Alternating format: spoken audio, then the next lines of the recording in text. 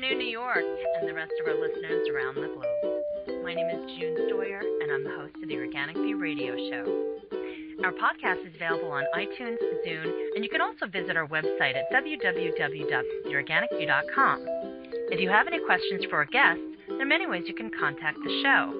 You can post a question on our wall on Facebook, Skype us, send us a tweet on Twitter to @TheOrganicView, or you can contact me directly at June Stoyer on Twitter.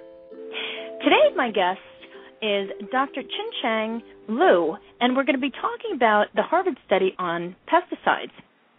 In this special series called the Neonicotinoid View, I'm going to be joined by my special guest host, Tom Theobald, and we're going to be talking about the research that was done on pesticides on honeybees. So I would first like to welcome to the show my special guest host, Mr. Tom Theobald. Tom, good afternoon. Hi, June. It's still morning here. And our guest today, Dr. Chensheng Liu, who is the Associate Professor of Environmental Exposure Biology at Harvard, and we're going to be talking about his research on honeybees and neonicotinoids. Good afternoon, Dr. Liu, and welcome to the show. Oh, you're welcome. Hi, Jim. Hi, Tom. Dr. Liu, can you tell our audience a little bit about yourself and especially your research? Oh, I'm the researcher. I'm associate professor at Harvard School of Public Health. My research interest is in how humans exposed to pesticide and the health effect as a result of the pesticide exposures. I've been doing this kind of a research for almost 15 years. I primarily publish papers indirectly related to human health. This honeybee research is our first effort to link pesticide to the ecological health. Thank you. Now, Tom, I think you wanted to ask Dr. Liu in regards to the research itself. Would you like to begin your Sure. questions? I come to this subject as a beekeeper, and it's certainly no surprise to you that this generated a certain amount of, let's say, discussion, and there were a number of questions raised. I'd like to just go through a few of those and give you an opportunity to address them. And one of the first questions was why you selected imidacloprid, because the argument has been made that only something on the order of 0.5% of the corn was treated with imidacloprid, as opposed to clothianidin, which is used on almost all the corn. How did you come to select imidacloprid as your test pesticide? Well, the study design was aimed to replicate the so-called colony collapse disorder, which first emerged in 2006. Right. We have to look at the usage pattern at a time in which imidacloprid was the neonicotinoid used in the genetic modified corn seed treatment program. That's why we use imidacloprid. However, it's well known that not just imidacloprid, but other neonicotinoids as well, that they all share this unique property called systematic availability, yes, in which that the seed doesn't have to be corn. Any kind of a seed that is treated with this neonicotinoid pesticide, the residue will translocate it as the plant grows.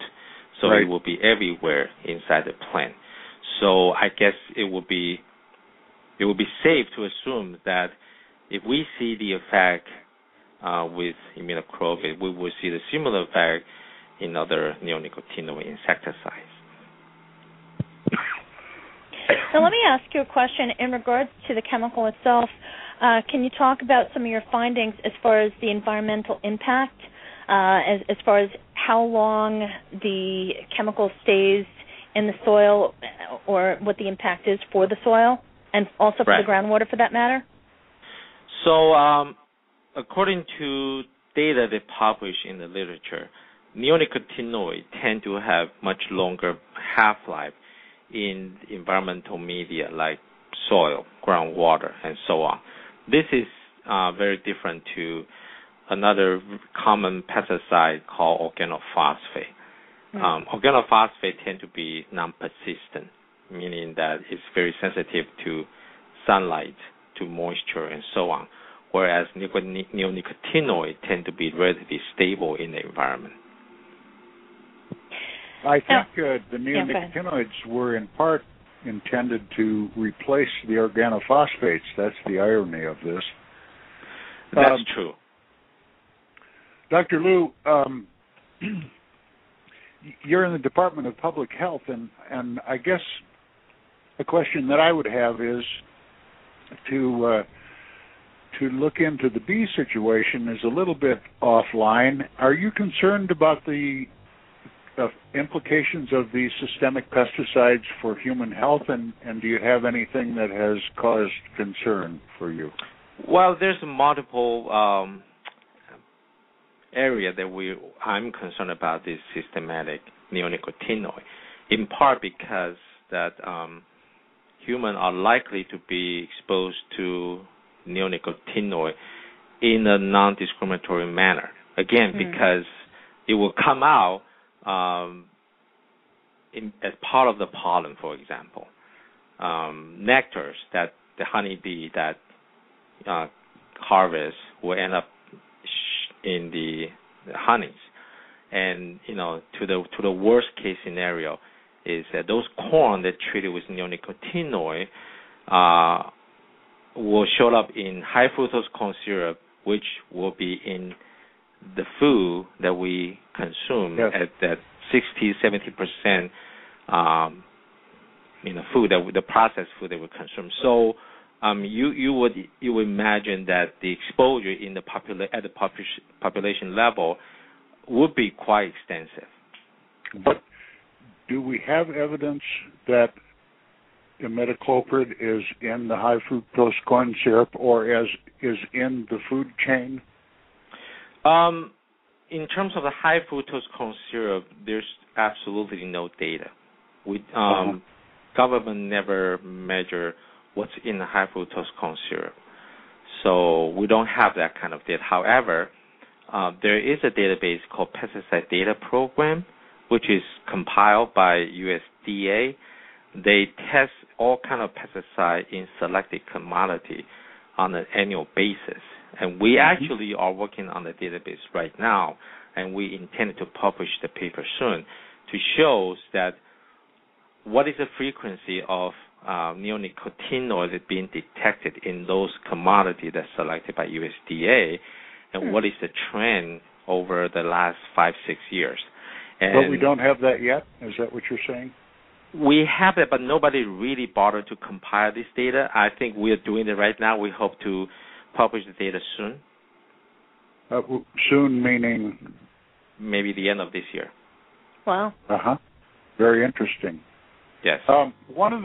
My understanding is that one of the supposed advantages of the neonicotinoids is that they target neural receptors, of which insects have a great many and people have relatively few.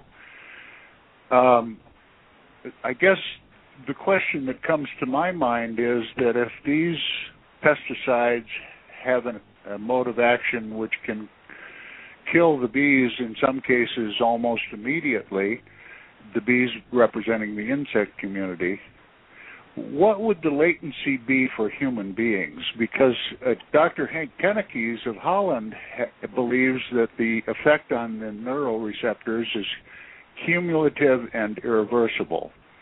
Right. So if it works on an insect in a matter of hours or days, what is the latency likely to be in the human population if we find these things in the food system?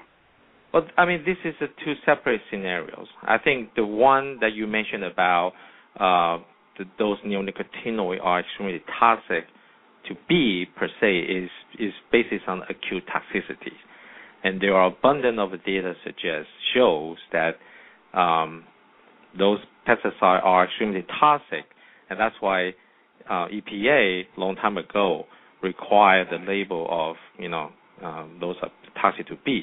But if you look at our recent paper that published, we actually identify a scenario which has not been reported yet, which is we call transgenerational toxicity, which is in line with Hank's recent paper showing that if we're giving those bees at a very, very low level of pesticides, the toxicity tend to carry over to next generations until it reaches certain threshold that the bee or the hive cannot sustain itself, that lead to the collapsions. And this actually is consistent to the observation of so-called CCD in the field, is that bee all of a sudden disappear. During the time, which is winter, there's no application of pesticide at all in the surrounding proximities. So that's why CCD was called as a mysterious disease.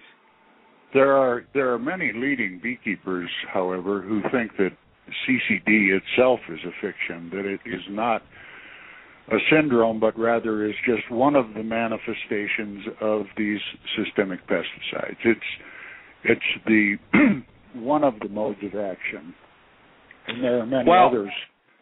I think if you look at the interview at CBS 60 Minutes in 2006, it's obvious that many commercial beekeepers were affected by this symptom called CCD.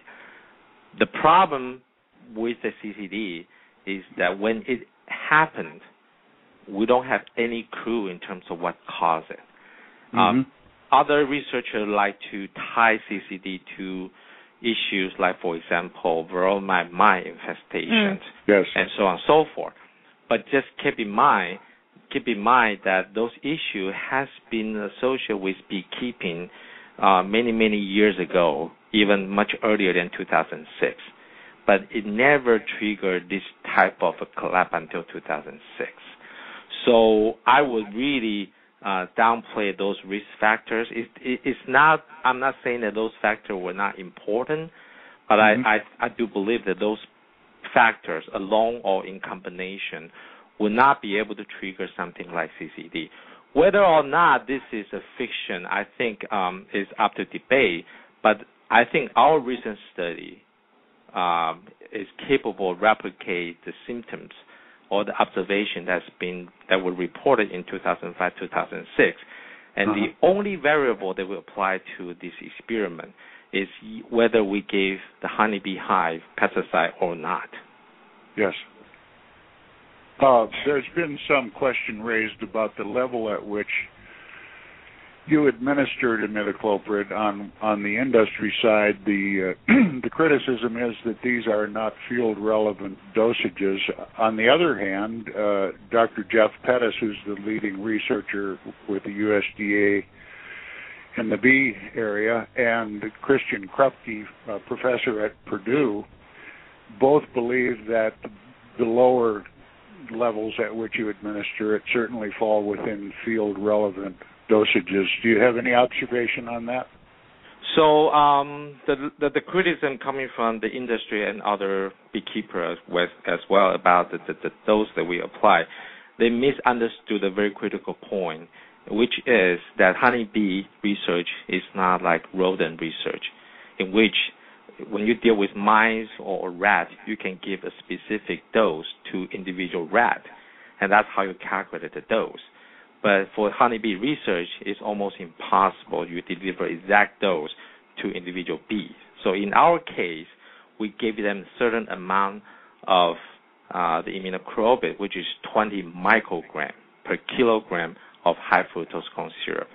And you will assume that those 20 microgram of imidacloprid will be shared by the whole colony, which is somewhere around 50 to 80,000 bees, right? So you divided 20 microgram to 50 to 80,000 bees. The dosage that we deliver to individual bee will be called as minuscule, which is I hadn't heard that approach to it, but that's very interesting. Yes. Right. So you think about it. How the way that we deliver imidacloprid dosage is to make certain amount into the high fructose corn syrup, and then we give the whole bottle of high-fructose corn syrup to the colony, not to the individual bees. So if you think about this, that this is for communal for the whole colony, and the level will be very, very low. And in fact, if you look at other studies, even if you look at a 20 microgram per kilogram level, you can measure this in the environment very easily. So I think the dosage issue is kind of a misunderstanding. Dr. Tenekes believes very strongly that the effect of these neonicotinoids is cumulative and irreversible, and he believes that from his background in cancer research that what we're seeing follows the Druckery-Kupmuller equation. Can you talk just a little bit about that? Which I do believe too. I think, if you look at bee, if you look at human individuals, we are exposing to chemical, collectively speaking, at the level that is absolutely sublethal. However, if you look at the recent, for example, cancer prevalence, every year there's more and more people being diagnosed having cancers. So what is the explanation? Well, the explanation is based on the most recent study suggests that it's all cumulative, it's irreversible, it's all added up from the very small amount of a dosage to the point that become hazardous or toxic to human health. In our study, one of the criticism about our study is that why you choose those dosage instead of dosage that will kill the bee right away, and that's what we try not to do, because the acute toxicity to bee is well documented. There's no need to replicate that kind of study. However, we don't know what's going on at the very low level of dosage, and that's our objective. Yes. Dr. Pettis commented on your research and called it tantalizing but not conclusive. Do you have plans for any follow-on studies? And specifically, I ask about clothianidin because it's so widely used in agriculture. Do you have any plans? His reason of non-conclusive because the size of the sample that we're testing. Yes. But I think if you do a reverse calculation based on statistical principles, the outcome, which is 94% of the hive that die that has a CCD, is strong enough to overcome the small sample size issues. So I don't think that is the reason that will lead our study become non-conclusive. However, I can tell you that yes, we are continuing in this line of research. We are repeating our own research right now this year.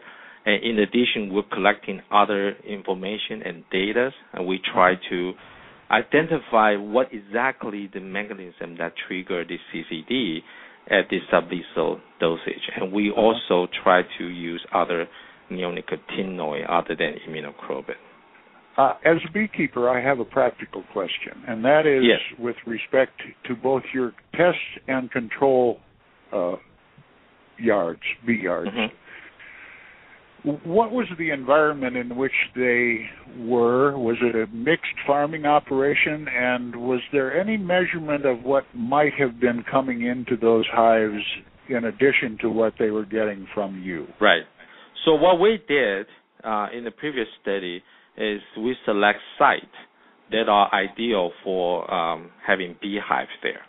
So we have two very experienced beekeepers that were in a study, and we identify those sites. So in total, we have 4 different locations. In each location, we set up 5 hives.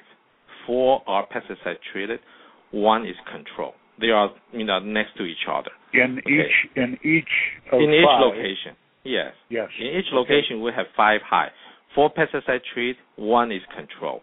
And the assumption is that we cannot control what kind of stuff that the bee is going to bring home from the environment to the hive.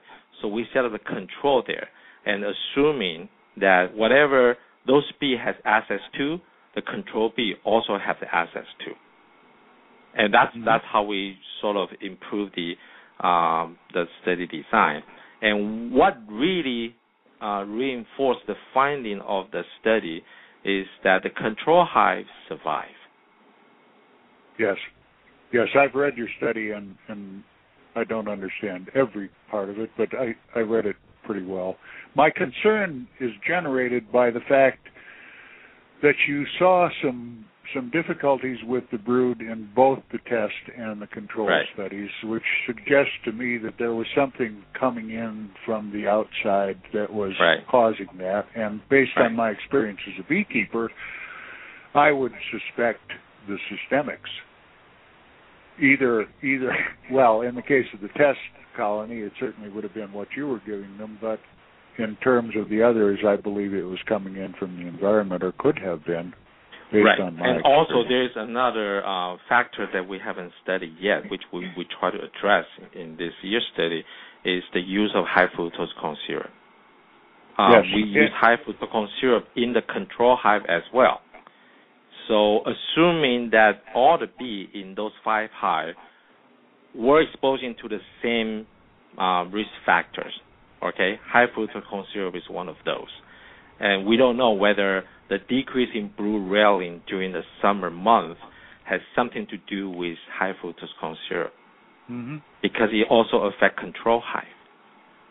So the sugar one of the challenges that was raised was that when you analyzed the high-fructose corn syrup that you were using, you found no imidacloprid. Correct. And based on my experience, it raises another question, and that relates to the work that was done by Dr. Pettis, and that is that it can have an effect even if it's below detectable levels.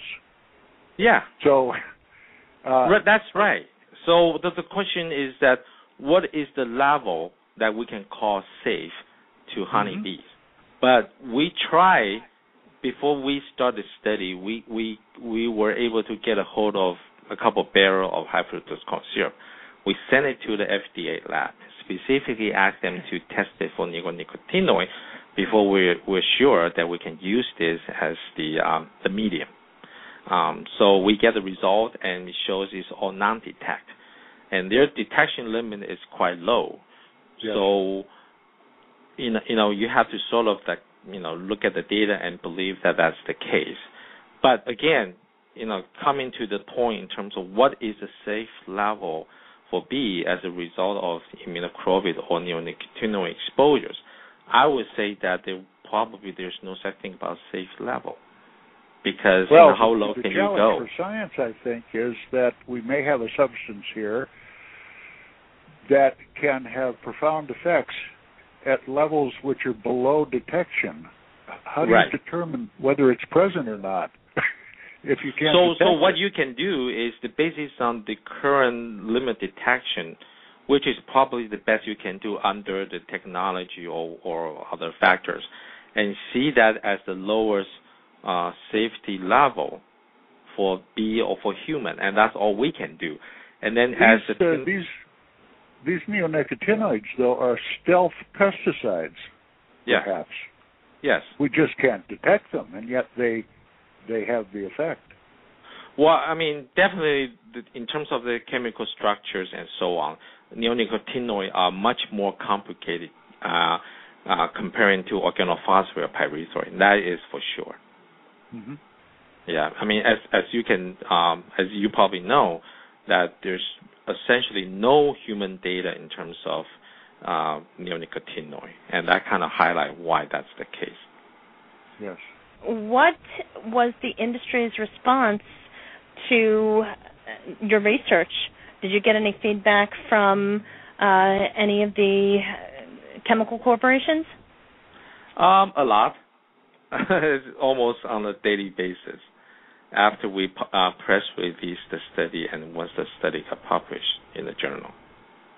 Yeah, but I mean, their criticism pretty much focus on a couple of things. One is the dosage.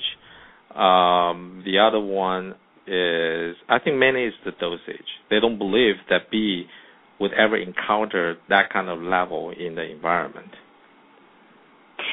What has the recommendation been? I mean, they're obviously not going to say, okay, yeah, we received your research and agree with what you're saying.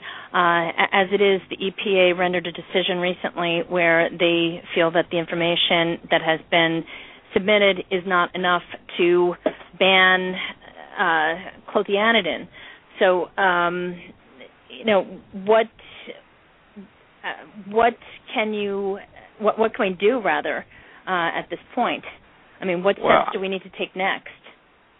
Well, I guess what is happening right now is that with all the newer information that published, not just the Harvard study, but also the European study, that somehow either motivated or forced US EPA and USDA to renew their emphasis on neonicotinoid. I think in September, EPA is going to host a scientific advisory panel meeting to specifically discuss these issues. I think USDA is going to host another stakeholder meeting in October to talk about this. So, I mean, in a positive manner, yes, the recent study does stir up some renewed discussion about the safety of neonicotinoid to the pollinators. But I'm afraid that the wheel is turning very slowly. I think by the time that if we're going to see any action taken by the government to either restrict or regulate further of neonicotinoid, we may continue to use for another 3-5 years. If you look at European these are decisions that should have been made long ago. We're getting close to the end of the time, and I just wanted to, before we run out of time, thank you personally as a beekeeper for the work that you have done, and I'm encouraged that you plan to do additional studying. Right. This is a very serious problem for the beekeepers, and we need to find the answers, whatever they may be. But and one thing I want to thank point you out for what you've done. Right, but one thing I really want to point out is that research like myself has a very difficult time to identify funding to continue this type of a research. We are not asking millions of dollars to support this type of research, but essentially there's no way that we can receive or apply for government money. I talked to Jeff Pettis many times. It's almost impossible to get the funding from USDA. US EPA has no research funding at all for this type of research, and NSF they said that pesticide research is not within our radar screen. So ask EPA. So we are using very meager resources, and that's why. Well, one thing that has been suggested is an indemnification program which would assess these questionable chemicals at the manufacturing level to create a fund to do just the kinds of things that you're talking about, it would and never to happen. compensate the beekeepers for these losses. Right, it would never happen. It will happen but I think once. It certainly should be discussed. Well, I think one of the examples is that somebody filed a lawsuit to the court and have the court to decide to implement certain research and then have the industry to pay for it.